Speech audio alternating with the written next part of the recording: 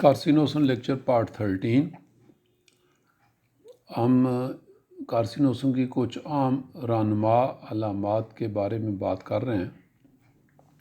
Doctor فوبسٹر کے مطابق family history میں کینسر کا پایا جانا، شوگر، ٹی بی یا مولک انیمیا کا پایا جانا، یا ان میں سے 2-3 بیماریوں کا ایک ساتھ پایا جانا، مریض کی ذاتی ہسٹری میں کالی کھانسی یا کسی قسم کی شدید بیماری یا ٹانسلز وغیرہ کا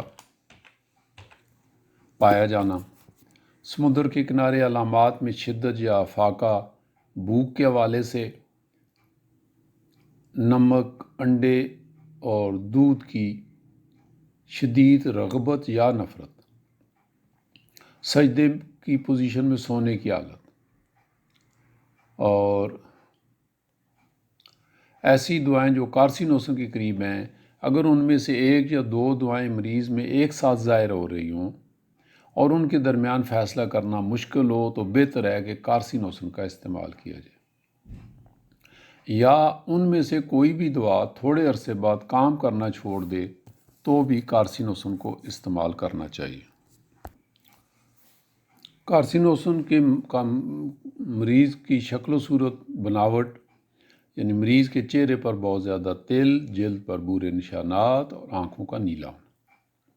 ڈاکٹر پاسچیرو کے مطابق ویکسینیشن کے برے اثرات میں کارسینوسن کو ان دواؤں میں شامل کیا جا سکتا ہے جن کے یہاں ویکسینیشن کے برے اثرات پائے جاتے ہیں، اور سامعین کرام یاد رکھیں کہ 2 کارسینوسن کے علاوہ 2 ٹاپ کی دوائیں ہیں جن میں ویکسینیشن کے برے اثرات پائے جاتے ہیں، اور وہ ہے تھوجا اور سلیشیا۔ پاسچیرو کے مطابق ایسے مریضوں کو جو پلاسٹک سرجری کراتے ہیں ان کو بطور حفاظتی دعا پہلے دے دی جائے تاکہ بعد میں کیلائڈز سے بچ جائیں۔ فرانس کا ایک ڈاکٹر ہے، جے ہوئی بون ہوا، HUIBONHOA۔ ان کا تعلق فرانس سے ہے، اور ان کا کہنا ہے کہ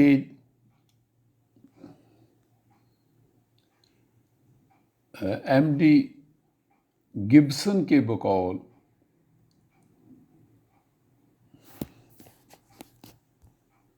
یعنی اس فرانسیسی ڈاکٹر نے گبسن ملر کے حوالے سے کہا، یعنی گبسن ملر کا کہنا تھا کہ اگر اسے میٹیریا میڈیکا میں محض ایک دعا کا انتخاب کرنا پڑتا تو وہ سیپیا کا انتخاب کرتے، یعنی یہ گبسن ملر کا کہنا ہے۔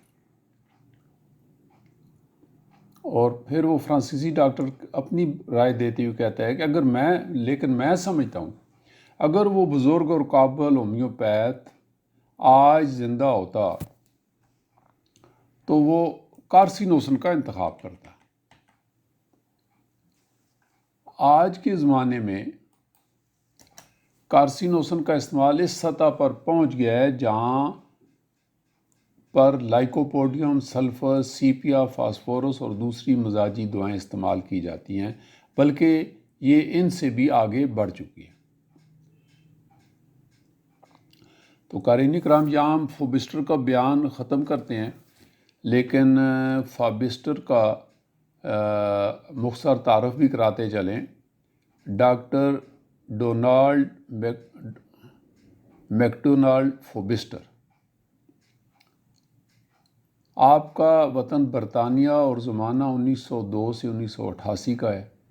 آپ فیکلٹی آف ہومیوپیتھی لندن کے ڈین بھی رہے، رائل ہومیوپیتھک اسپتال لندن میں بچوں کی ڈپارٹمنٹ میں اسسٹنٹ فزیشین کے عہدے پر کام کرتے رہے، اور آپ نے کچھ تصانیف اور مقالہ جات بھی لکھے ہیں جن میں carcinosin drug pictures, constitution effects of anaesthesia, homeopathy and paediatrics, lac caninum, signature of past history in homeopathy, therapeutic hints for students اور ٹیوٹوریلز آن ہومیوپیتھی بھی ان کی تصانیف میں۔ تو اب یہاں سے ہم اپنا بیان ایلفون گوئکنز کے حوالے سے بات کریں گے۔ اس کا تعلق بیلجیم سے رہا ہے اور ابھی کچھ ہی سال پہلے یہ شخص فوت ہوا ہے۔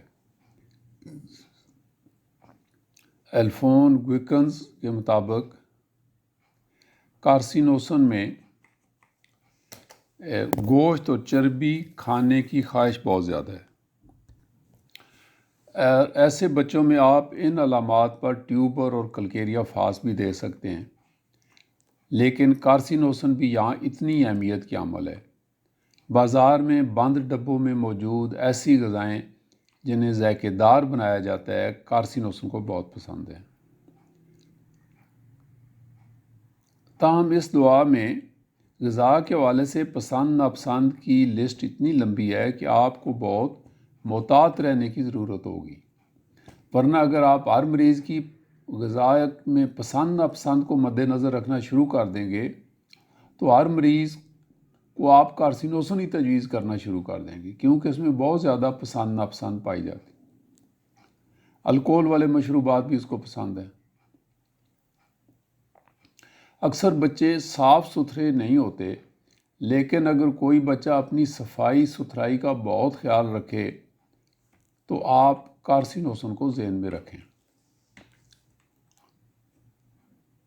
یہ لوگ چھوٹی چھوٹی باتوں کا بہت خیال رکھتے اور محتاط ہوتے ہیں، اور ان میں نازک مزاجی بہت ہوتی ہے۔ ارسینکم البم کی طرح ان کی کوشش ہوتی ہے کہ ان کا ہر کام مکمل اور بے عیب ہو، ہر خامی سے پاک، اور ایسا کام کریں گے جس سے کوئی نقص نکالنا مشکل ہو جائے۔ ان کا مزاج ایسا ہی ہوتا ہے۔ نیٹرومیور کی طرح دوسروں کی امیدوں اور توقعات پر پورا اترنے کے لیے یہ اپنی تمام تر توانائیاں خرچ کر دیتے ہیں تاکہ دوسروں کو گلہ شکوہ کا موقع نہ ملے۔ مثلاً اگر والدین نے کہہ دیا کہ بیٹا امتحان میں پہلی پوزیشن آنی چاہیے، تو یہ سر دڑ کی بازی لگا دیتے ہیں کہ پہلی ہی پوزیشن آئے۔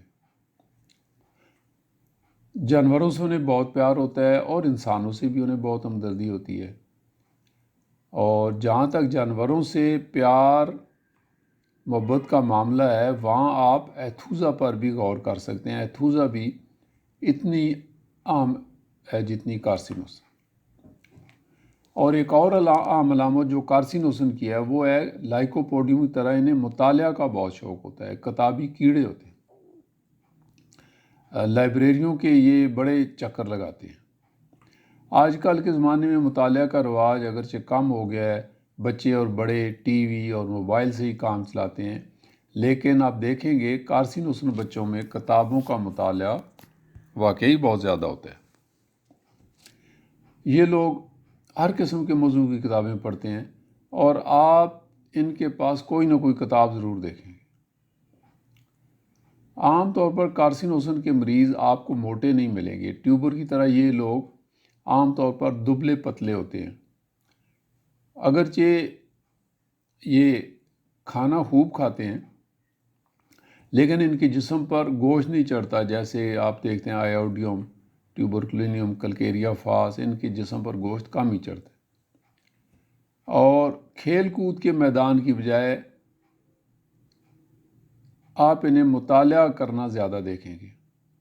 موسیقی سننا، ناچ گانا زیادہ پسند ہے، یعنی کھیل کے میدان اور بھاگ دوڑ میں یہ بچے آپ کو کم ہی نظر آئیں گے۔ یہاں پر ہم کارسینوسن پارٹ 13 ختم کرتے ہیں۔ پارٹ 14 میں پھر آپ سے ملاقات ہوگی۔ Thank you so much.